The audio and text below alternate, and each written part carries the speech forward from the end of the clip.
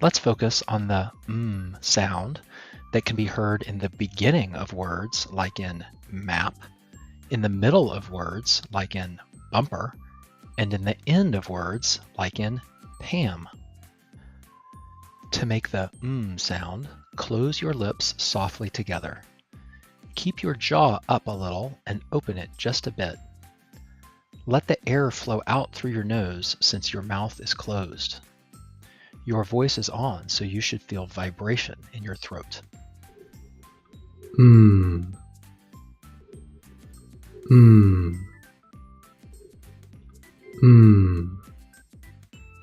Now you try to say the sound.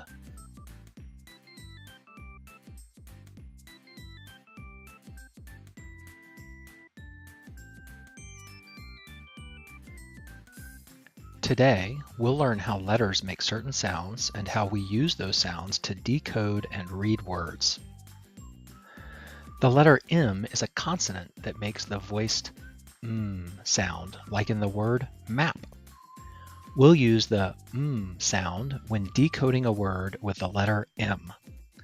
We'll say each sound from left to right, then blend the sounds together to read the whole word. Let's practice decoding a word with the sound. First, look at the word. Then say each sound from left to right, remembering that the letter M makes the sound. A, p, map. Now you give it a try.